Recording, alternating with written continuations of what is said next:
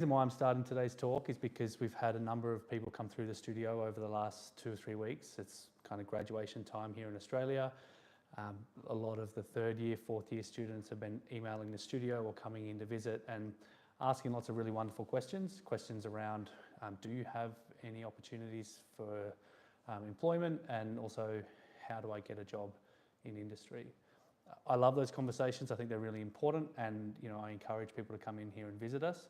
But I thought we'd then kind of switch this up online and kind of share my thoughts, to you guys. One thing that I'd always start with anybody that would come in and ask for a job or would talk about getting a job is to just understand kind of why they're there and where they want to go. It's amazing how many people kind of want to come into industry but don't really know where they want to fit in, what kind of designer they want to be. And that's totally okay. Quite often when you're in that university environment, you're working on all these different projects. You might be designing shoes, and then you might be doing some medical equipment. You might be doing a self-directed project, in skateboarding, or something really kind of tech focused. That's great. That's kind of exactly what university's for. It's supposed to be this melting pot of different ideas. But by the time you get to the end of your degree, it's really up to you to start to decide where you want to go in industry and what sort of designer you want to become. So I'd be asking you questions like, where do you want to be in 5 years? And what sort of studio do you want to work at? Or do you want to have your own company and your own design studio? If you can answer those questions for yourself, and to be fair, a lot of the time it changes, and that's okay. As your career changes, as your life and priorities change, so will your goals.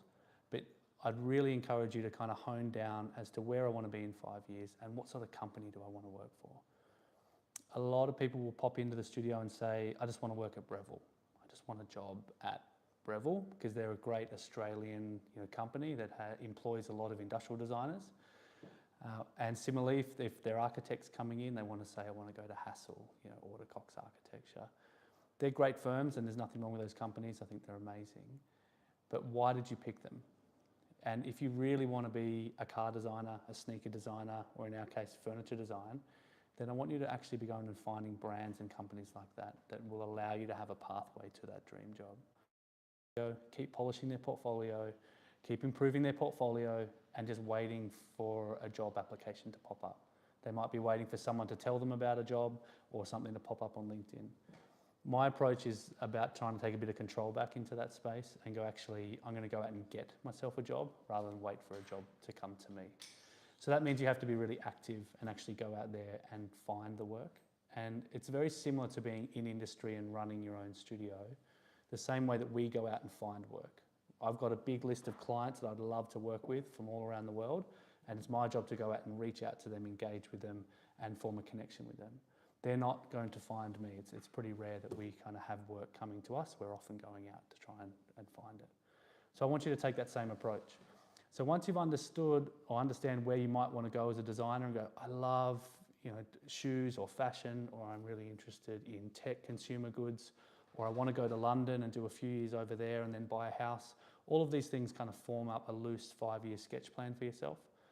I want you to go and then find 50 companies that sort of fit that criteria, that are in that band there, that if you could get a job at any of these companies, it would help you get closer to that goal. Now 50 is a lot. I'd actually love it to be more. If you had 100, that would be amazing.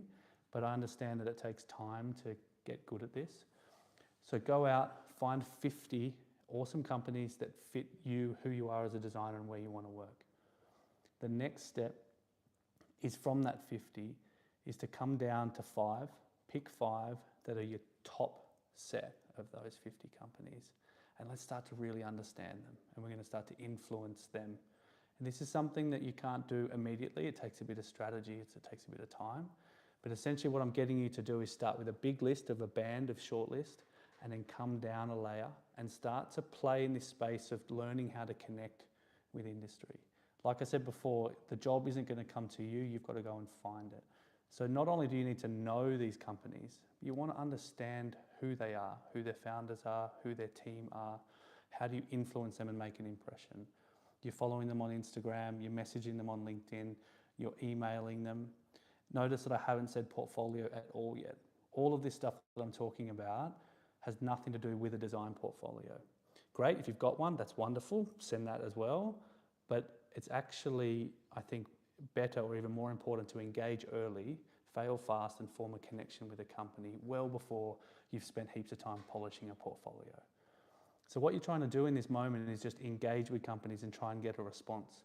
The amount of times I've sat back and polished a sales proposal or a portfolio and then waited and procrastinated and written a script for my email and overthought everything to then send it to the person at this business and either get a bounce email or they say this person's no longer there. You know, what you want to be trying to do is actually just fail fast and get in touch with these companies. I'd definitely encourage trying to go and see them in person if you can. I think that's a wonderful way to form a connection, giving them a phone call, you know, or commenting on posts on Instagram. Find your own way to connect with these businesses. At some point in that process, you might actually find a person, a direct contact, that you might be able to send a portfolio to. You know, or you might be able to ask them a very specific question like, hey, I'm really interested in working in design. I love your company. You're doing really wonderful things. I love this project and this project that you've done. What's the path for an early career designer like me to get a job with you? If you open up that dialogue and build some trust with them, the good companies will often, at some point, give you a little bit of information and help you on that path. Okay, so I've got some other points here. I'm going to keep going. If there's any questions that you guys want to chuck in the chat, by all means, let me know. So once we've understood the companies we want to work with, the next thing I'd probably say to start working on is your personal brand. So you have this big list of 50 and you're connecting with them. You're messaging them, you're trying to stay in touch with them. But at the same time, you're also building your personal brand. That's different for everybody. If you're an independent designer wanting to start your own studio, it might look very different to someone who might be aiming to move to London and get a job in a consultancy. But what I mean about personal brand is actually just showing that other side of you, that very professional, creative side. And it's curated, but it's also messy and honest. I love it when I get someone applying for a job here at the studio. I have a look at their portfolio, I might read their email, but then they'll have a link to their Instagram and I'll click through to that. And it's this big long feed of just stuff that they've done. It's probably them just at university. I don't expect you to have done a lot of work yet, but it's projects and it's a commitment to this curious craft of wanting to be a designer. Rather than just graduating, you know, and then coming out and saying, hey, I really want to be a designer at Skeehan Studio.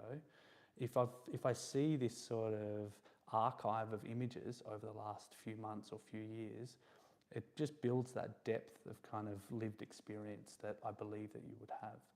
And again, don't be precious. The projects can just be iPhone photos. The most important thing is you're just sharing who you are as a creative and those other weird things about yourself that might make you valuable to a team. So what do companies care about? This sort of ties in with the personal brand. Again, I get asked a lot of questions like, what are you looking for in a designer? What sort of designer are you looking to hire? They're great questions. I want you to really think about it from the business owner's perspective. So what is an employer doing when they're investing in a new hire, in a new staff member? It's often a huge amount of risk and effort and energy to take on any new person into a company because it costs quite a bit in the beginning for that person to find their feet, especially with a graduate. If you're thinking about a grad coming in fresh out of university, we're very aware that you don't know everything yet. And that's great. That's what you're here to learn. You know, you've done this first formative few years of university. Now you come into industry and we start to specialize. So I know that you're not going to probably understand the software that we use or particular nuances in email correspondence or even how to present your ideas. But what I am very interested in is your ability for self-directed learning. Can you take a task or a project or a problem and through your own process of thinking and problem solving, come up with ways to solve that? That can be demonstrated in lots of different ways. You can say that I learnt a language or I taught myself how to code or sketch, or I love baking cakes and cooking. These are things that you can show me in a portfolio or in an interview or even in an email that just shows I'm very good at solving problems and taking on challenges and figuring things out. That starts for me to see a little bit about your work ethic, your commitment and connection to the investment of the studio. I'm not that interested in hiring someone that's just going to come in for 2 or 3 months, kind of look around, learn a few things, and then hop off to another company. Right? Sometimes it happens, and it's not the right fit. But I'm more interested in hearing someone's journey and their story going, I want to go from here to here to here. You're the first part of that journey. I don't know where I'm going to be in 3 years, but I think this first chapter would be wonderful with you. Right? And then I can start to plan a bit of a map for where that employee might fit. So these are things that you can slip into your portfolio or into your interview early. It has nothing to do with the quality of your design skills. It's actually just the quality of you as a professional and how you want to connect with industry. In terms of a portfolio, I guess it's time to probably address that. I've been trying to leave it to the very end. And there's a few other things I've got here around different interview techniques and strategies. But I find that most of the time people come in here to visit me to get a review on their portfolio, feedback on their portfolio, or they'll email me and that's the first thing that they attach is, hi Tom, probably not even hi Tom, hi Skeehan Studio, they don't know me personally. Here's my portfolio, I would love to work at your company. So straight away I can tell it by that email that they've sent and even the portfolio that they've attached that they don't know me, they probably don't know who we are or that we're even in Canberra and that we're a furniture design studio. So it's going that layer deeper and connecting with that company. Sometimes we get portfolios that are very curated. They might have our logo in it and their name. It's like, hi, Skeehan Studio, let's be friends. That feels good. It makes me feel like that's a very custom portfolio, but it doesn't have to be like that for every brand. I guess what I'm trying to get across is I want you to be sending out 50, 100, 150 emails a week, actively really, really persisting at trying to get a job. And so if you're waiting on polishing a perfect portfolio for every single one of these companies, what you're actually sort of putting a barrier in place for yourself to connect with these businesses. So yes, the portfolio is important, but I would say that the portfolio would be the 5th or 6th thing on this list. Be doing all of this other stuff up top and then send out a portfolio. I like the idea of having a few different portfolios up my sleeve, ones that might be targeted more towards furniture, ones that might be targeted more towards lighting design, or interiors. That's the space that we compete in. But you're probably coming out of university and your portfolio is a mess of first year, second year, third year projects. And they're probably really bad to begin with, slowly getting better. That's okay. That's exactly what we expect from a graduate portfolio. Lean into that, show some of that older work and the progress that you've made. I love to see that you started being really shit at sketching and by the end of your degree you were a little bit better because it shows commitment and process. Definitely focus on one good project. If you've got your best work, make it amazing, but don't feel like you have to go back and re-render all your projects. A lot of people I talk to will just sit there and spend all of Christmas re-rendering their first year project and tweaking their second year, redoing the CAD, and then they still don't know where that portfolio is going to go. They don't have a list of companies to send it to. They could have spent all of that time and energy forming a connection with the industry and asking people for what kind of designer they're looking for. And at the very end, you just whip up a quick portfolio and send it through to these people. Any questions we got in here? Personalizing these emails to different studios. Yeah, definitely. This is where you do a little bit of digging and a little bit of investigative kind of exploring around the business and trying to find out how can I make a connection with this business. To be fair, the best way to get a job here at this studio is not through me. Like, you're welcome to message me and email me and say hello to me at a coffee shop, but really it's actually probably through the team. If you can meet someone in the team here and if you meet Catherine and at an event, and you're probably going to have a closer connection to someone else in the team because you might align with them creatively on and also in age and different life goals. So follow them, message them, say hello to them, ask them questions about what's it like to work at that business, how do I get in, what's the process, and treat it like a design exercise. I think we're very good at solving problems. We go to university, we get given a brief, a problem and a solution, but we go out to try and get a job, we don't approach it in that same way. I want you to think about the problem is I need to go and get a job. What are the 4 or 5 steps I can do to get there? And you just got to turn up and put in the work. You can't sit back and wait for it. Every morning you wake up, I want you to have a little list of 2 or 3 things you can do. Email another company, find another company, right? Message this brand on Instagram, message them on LinkedIn, send them an email and give them a call. And I'm going to do that every single morning. And it's about getting fit, doing your reps. And I promise you by Christmas, if you do that every single day, by Christmas, one of those leads is probably going to get kind of warm and someone's going to start talking to you. And you start getting very good and resilient at essentially being told no. And a lot of these companies will ignore you. They won't write back to you, and you're going to feel like you're not very good and that your portfolio is rubbish and that you're never going to get a job. But if you keep at it and you keep trying different things and you keep asking for help and you keep experimenting, one of them will stick and you can then build on that experience. So, look, there's a couple of questions here. What about doing exhibitions? What's the best way to connect in a new part of industry? Look, this is great. I think if there are any things you can do in parallel to all of the stuff I've just said, then absolutely. I think it's important to always have one side project on the go, and I get asked that quite a bit here is, should I be doing some other self-directed, projects to kind of make my portfolio better? My answer is yes, absolutely, but don't make it too big. Make it small and quick win. It's like, okay, I want to design a t-shirt label by Christmas and I'm not even going to get it printed. Or I want to do packaging design for a kid's toy because I love packaging design. Then set yourself a quick 2-week sprint and set a little brief up and just do it. Okay, the pace of the way that studios work, the work environment in industry is very quick and it's often about that fail fast. So don't overdo a project. Just set yourself up some things to keep your brain active, keep you excited, and keep honing your skills and maybe learning new software. Exhibitions and awards, absolutely. Enter into as many of them as you can. Awards are a great way to get in a layer deeper with industry. My strategy with awards is to not even win them anymore. It's actually just to be shortlisted and just to be able to be attending maybe the event and do the networking or have my name on the list with all of the other people. That's enough for me. I don't like great winning, it's amazing, but just being part of that conversation in that mix is, I think, really valuable. Sorry, what's that? Oh yeah, so we've got a question about the DIA and sort of other peak bodies that can support you. That's a really great one, depending on where you are in Australia and what city that you're in. You can reach out, like for example, I'm chair of the DIA here in the ACT. And again, it's another easy way to connect with industry. We've got a really good body here, I think, especially in interiors and architecture. Not a lot of industrial design in Canberra, but if you're in that discipline, then I'd encourage you to reach out to the Architects Institute or to the DIA.